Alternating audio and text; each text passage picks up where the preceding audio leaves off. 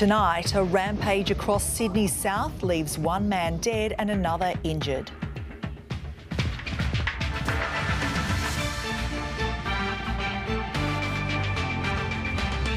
Residents in Victoria and Tasmania on high alert as bushfires burn across the states. Fears of a global slowdown after technology giant Apple issues a rare profit downgrade. And Pajara punishes Australia. High and wide over point. As India continues to dominate at the SCG. Welcome to the late news. I'm Tracey Kirkland. A massive police operation has unfolded in southern Sydney this afternoon. One man is now dead and another is injured. It began when a four-wheel drive rammed a police car in Bass Hill. Its driver stole a truck in Chullora, stabbed a man in Rockdale before being confronted by police in Arncliffe. At about 3 o'clock this afternoon, police say they tried to stop a driver of a four-wheel drive in Bass Hill. The police car was rammed. The driver of the four-wheel drive then headed towards Chullora, where he left his vehicle and stole a supermarket delivery truck. He then drove south, smashing into several other cars along the way to Rockdale. Police say 10 minutes later he arrived at a busy Rockdale intersection where he crashed into 3 more cars. It's here shocked onlookers saw the man get out of the truck, produce a knife and stab a bystander. That victim is currently in St George Hospital undergoing surgery. He's in a serious but stable condition. Look at this man. He then accosted a taxi driver and stole the cab, leaving the cabbie shocked but unharmed. I think someone got carjacked, right? But the violence again escalated as the man drove to Arncliffe. Pol Air was in the area and began following that vehicle. That was then stopped in Arncliffe in Forest Road. Police say when they confronted him, he got out of the car and injured himself. Police were unable to save him. The members of the public who've come to the aid of other drivers and it came to the aid of the victim here in West Botany Street are to be commended, and they will receive some formal commendation. Philippa McDonald, ABC News. A truck driver has had a lucky escape after his fully laden fuel tanker caught fire on the M1 motorway near Wollongong, south of Sydney. Emergency services closed the freeway to prevent the blaze spreading. Anxious residents in nearby streets had to be evacuated for much of the day. It's every motorist's nightmare. A tanker loaded with fuel on fire on what's usually a busy road just after 8:30 in the morning. From cars and from a pedestrian bridge, the blaze could be seen taking hold, to the horror of locals. There was a couple of explosions and then with each explosion the flames just got more and more and higher, like fireballs. Just a concrete barrier stood between Elise Fitzsimmons' family daycare centre and the fiery truck. Fearing the worst, she bundled the 2 toddlers she was looking after into the car. I was like, oh my goodness, I've got to get these kids out of here right now.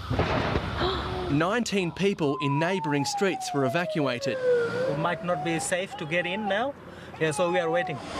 The 44-year-old truck driver had been travelling south along the motorway. The driver noticed smoke coming from the vehicle.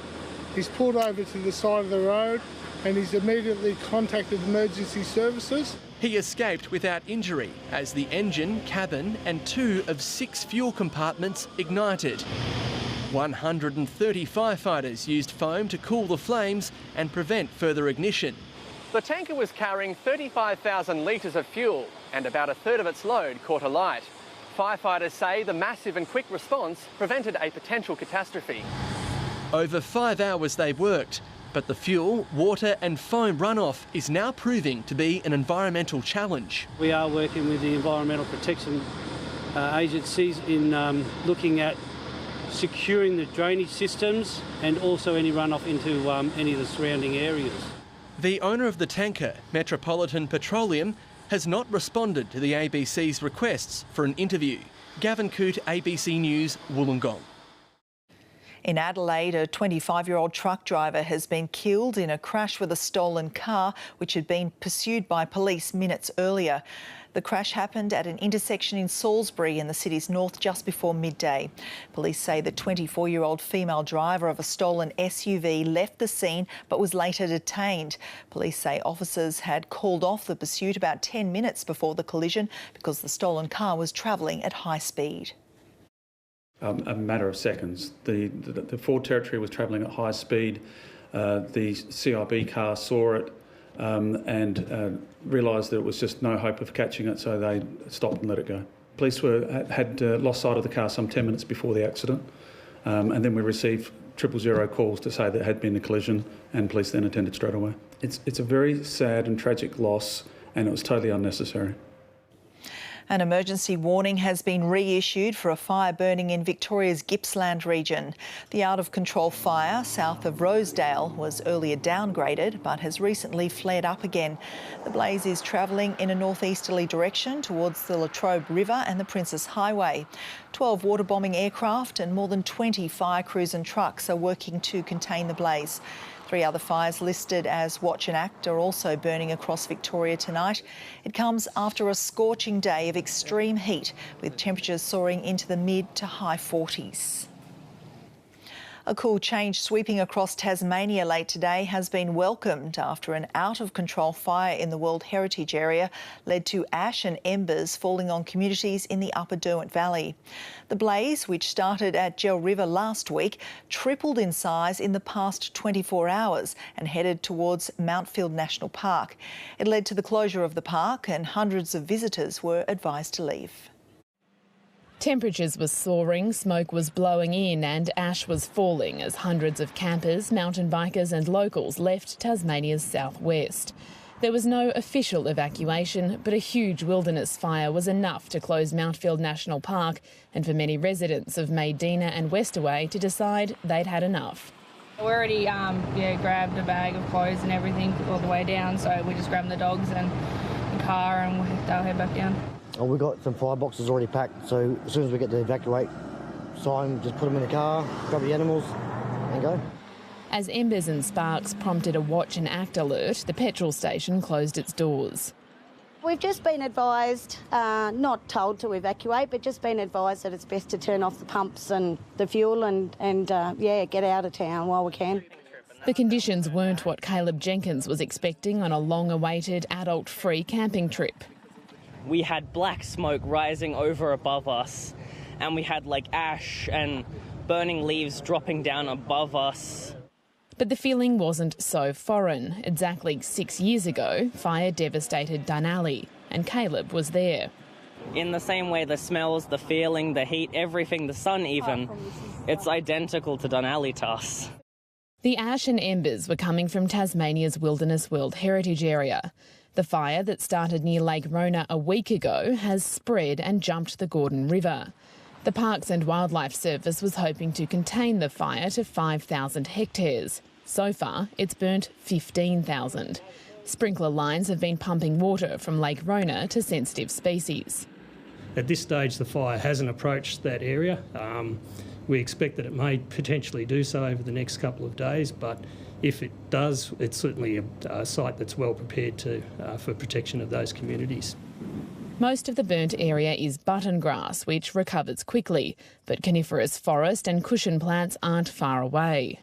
We'll be considering further retardant drops, some backburning operations, and obviously a lot of the standard work that we do in those remote fires, which is a lot of water bombing and hot and cold trailing of the active edge of the fire. 17 aircraft have been on standby, but visibility and high winds rendered them useless. Our aircraft need to be able to see the ground for 500 metres, so that wasn't achievable today, so we had to suspend air operations. In other parts of the state, crews were patrolling 17 fires. None posed a major risk to communities. Although the weather has cooled, the fire service isn't relaxing. The total fire ban, however, does remain in play until 2 a.m. in the morning, so I'd like also to remind people that, again, we're not out of the woods. The fire service is warning there's still a long way to go in this fire season. Ellen Coulter, ABC News, Westaway. Global growth fears have flared up again following more bad news out of the United States. Wall Street dived nearly 3% in response to Apple's revenue downgrade and signs American manufacturing is slowing at a rate usually associated with recession. Here's Philip Lasker. Investor nerves are frayed as the negative news keeps rolling in. Well, sentiment's as bad as I've seen it for a long, long time. It began with another dumping on Wall Street as it responded to Apple's $7 billion revenue miss. It was a massive miss for the December quarter, with China as the key culprit. Apple shares plunged 10% to a 20-month low.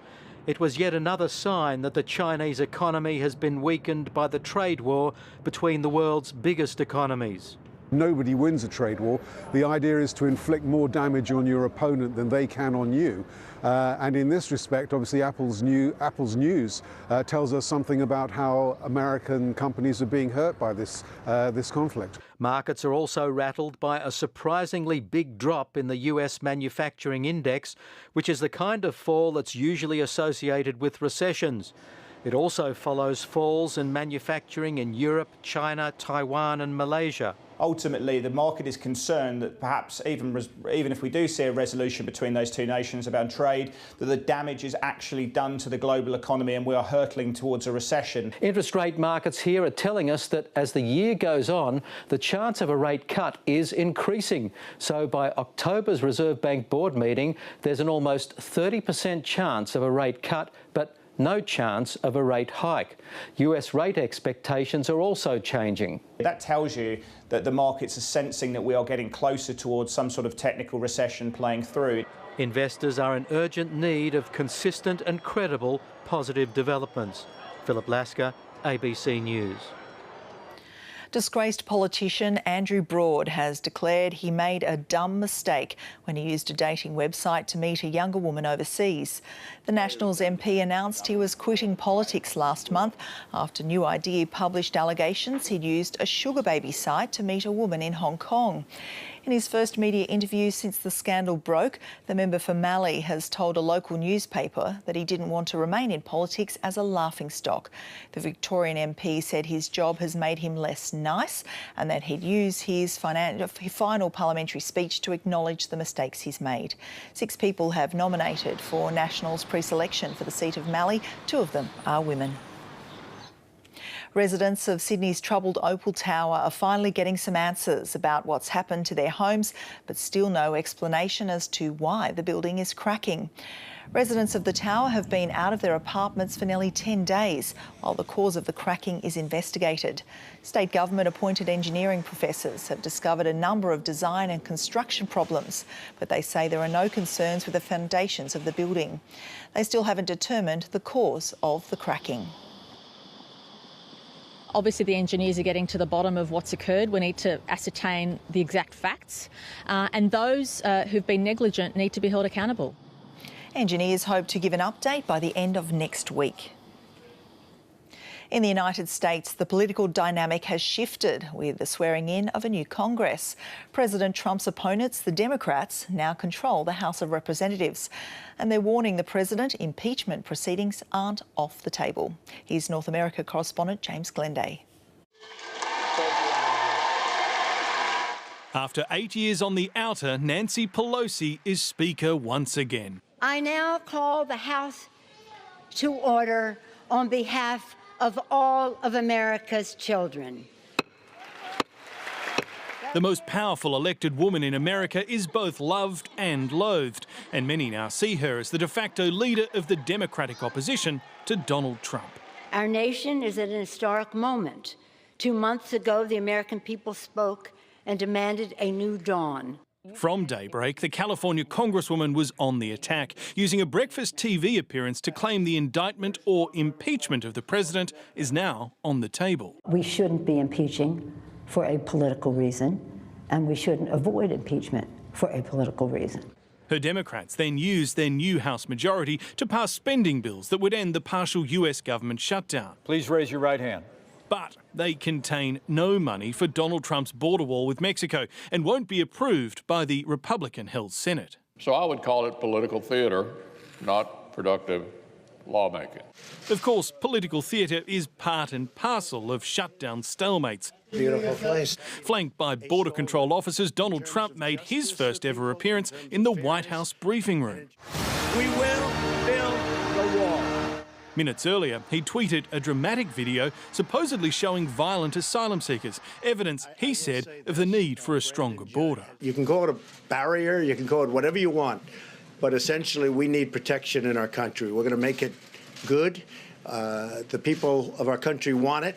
More talks on the government shutdown are likely tomorrow, but a solution to this crisis requires someone to back down. And yet, nearly 2 weeks on, there's little sign that anyone is really ready to budge. James Glenday, ABC News, Washington. 11 people have appeared in court in Saudi Arabia charged in connection with the murder of journalist Jamal Khashoggi. It's unclear what role the suspects played in the killing of the Washington Post columnist at the Saudi consulate in Istanbul last October. At least 5 of the accused face a possible death penalty.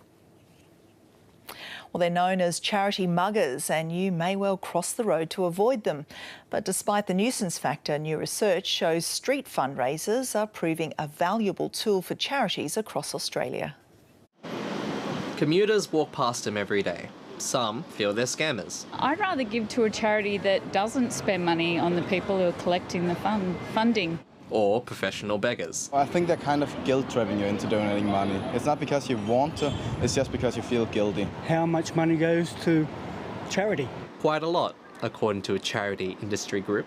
Charity muggers, sometimes called chuggers, can be the lifeblood of dozens of Australia's charities. Last year, face-to-face fundraising added an extra $120 million to their coffers.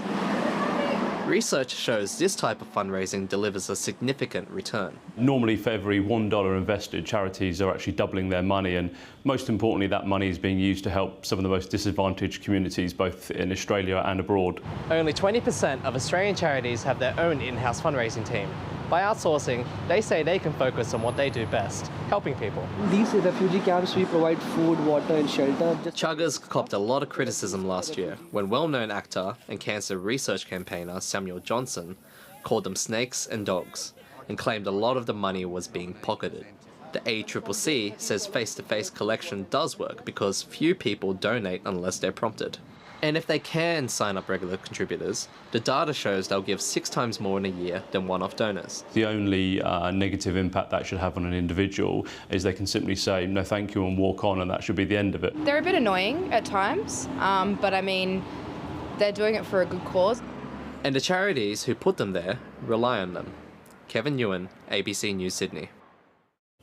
Time now for a look at the markets. In Europe, markets have opened higher as the US and China agree to hold trade talks next week. The local market, however, was rattled by the plunge on Wall Street overnight, but recovered a little during the afternoon.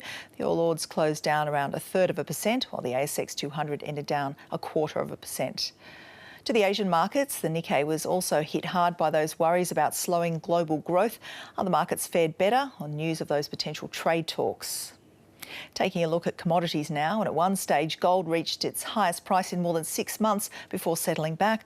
Oil prices are higher, gaining in volatile trade overnight after Saudi Arabia cut its production to bolster prices. And the Aussie dollar recovered from yesterday's flash crash. It's buying just over 70 US cents. Well, in Canberra, at Summer Nats, smoke and burning rubber are par for the course. So it's no surprise the festival has reclaimed a world record for the largest number of cars doing a burnout at once. But a decision to muffle a popular tradition outside festival gates has some retailers worried. Summer Nats is home of the burnout, and this was the biggest yet. They lined up, revved their engines and let her rip. Their destination was the record books, the most cars doing a burnout at the same time. The 140 drivers and plus their passengers who are going to be actually setting the world record today. In the end, 126 cars were deemed eligible to reclaim the record, but even in the haze of burnt rubber, it's easy to see. An attempt like this takes serious preparation.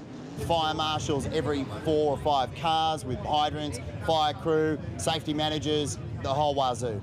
Now 32, Summer Nats has ingrained traditions, like an evening cruise down Braddon's Lonsdale Street. But there are concerns a 10 p.m. closure of the road tonight and tomorrow will mean business will stop roaring when the engines stop rumbling. Instead of the festival activities and environment of Summer Nats bringing people into Braddon, we're going to be keeping interstate visitors away, and also with poor traffic and parking conditions, keeping a lot of the local trade away. Nowadays, Braddon is more culinary than car garage, but traders rely on Summer Nats to get them through a quiet summer. Still, some businesses are supportive of the government decision. We think it strikes a really good balance. We think it allows spectators enough of a glimpse into the Summer Nats culture before the road closure around 10 p.m. In a statement, the ACT government says it consulted with businesses before deciding to close the street at 10 p.m, and the closure reflects concerns over safety. They're hoping for a safe weekend amid the smoke, sun and street machines. Jordan Hayne, ABC News, Canberra. Two of the most powerful people in Australian sport have wasted no time in setting their agenda for 2019. Sport Australia and the Australian Olympic Committee believe without an immediate increase in federal funding, the country's reputation as a world powerhouse is under threat. It's the Australian summer where sport dominates. But is the nation's world-beating reputation under siege? Oh, look at that shot. The head of Sport Australia thinks so and has called for more federal government funding. Australia faces a very different and much more competitive environment in international sport than what it's faced in the past. We believe that there is a very compelling case for substantial additional investment in sport at all levels in Australia. After 7 years of cuts, by 2020, in real terms, sports funding will be down by 25%. The Australian Olympic Committee boss says that needs to be reversed urgently. But not just for the sake of winning medals at games, but also for participation. And participation breeds the champions of the future, but participation also is a great health outcome. Sport sits inside the health portfolio. The federal health budget is over $99 billion. Sport Australia gets just $230 million. That's an investment of less than $10 per person. 4 new Sport Australia board members, unveiled today, need to find a solution to the funding crisis. Among them is Paralympian Kurt Fearnley. On Twitter, he said he's a true believer in the power of sport. So as the crowds pour into the cricket and the tennis around Australia this summer, is it fair to put the onus back on the paying public for more tax dollars? Do they care if Australia isn't the world-beating force in sport that it once was? Yes, because that's our identity with the Aussies, yes. And I think hospitals and education are probably more important. Everything comes from the grassroots, so investing in that would probably be the way for the future. For the Australian taxpayer, it's an investment. It's no different than an investment in the tourism industry or in any other industry. It's no surprise these calls are being made a year away from the next Olympics and months out from a federal election. There's an election coming up and we think it's a great time to have that discussion. The new board of Sport Australia meets later this month. Tracey Holmes, ABC News. India has a stranglehold on the fourth and final test against Australia after 2 days of play and a mountain of runs. The tourists, only needing a draw to win the series, amassed 622 runs in their first innings before declaring. Australia's openers managed to survive until stumps after a demoralising day in the field. Australia began the day looking for wickets. The rock of India's innings, Cheteshwar Pujara, had other ideas. High and wide over point. Frustration, disappointment. It's a real warm-up delivery from Stark. Resuming on 4 for 303, the runs kept flowing for India on day 2. 150 for Pujara. It's another milestone that he just ticks off. Nathan Lyon provided the breakthrough. Catch, it's the call and given. Hanuma Vihari immediately reviewed the decision. The snicko indicated a noise as the ball passed over the bat. CSI Miami couldn't get more forensic than that. Pujara ploughed on after lunch. There's that short one, he gets hold of it though. It'll be just the one bounce. After giving away one chance to Usman Khawaja, Pujara's innings came to an end on 193 after 373 balls. Yeah! Caught and bowled. Skip of the feet from Pujara, chips it straight back to Nathan Lyon. The Richie Benaud lookalikes did their best to liven up the mood. But the fielding side couldn't reverse the trend.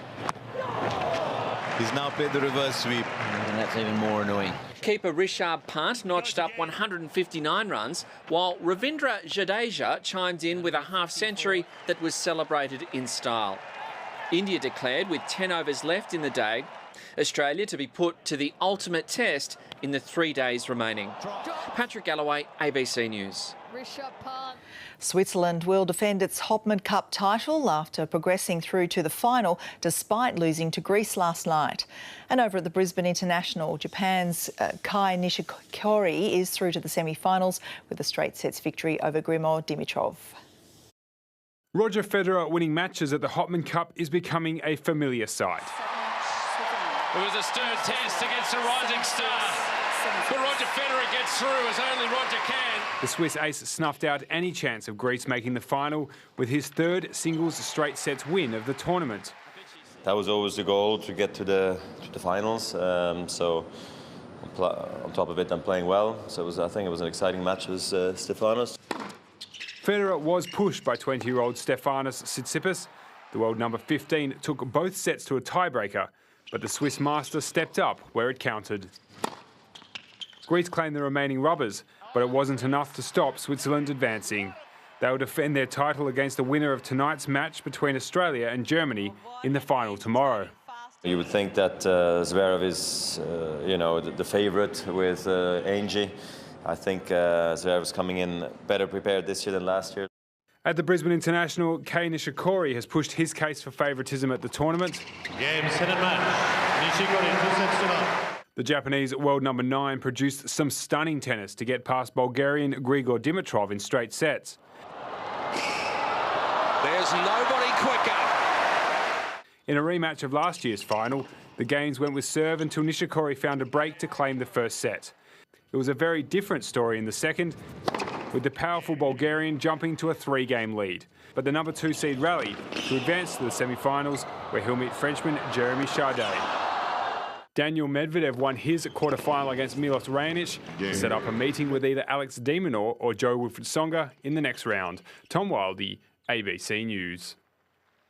Taking a look at the weather in the capital cities tomorrow. Brisbane, partly cloudy. Sydney, a cool change and showers developing. Canberra, showers and a possible storm forecast. Melbourne, a shower or two. Adelaide and Hobart, partly cloudy. Perth, sunny. And Darwin, a shower or two and a likely storm. And that's the latest from ABC News for now. I'm Tracey Kirkland. Good night.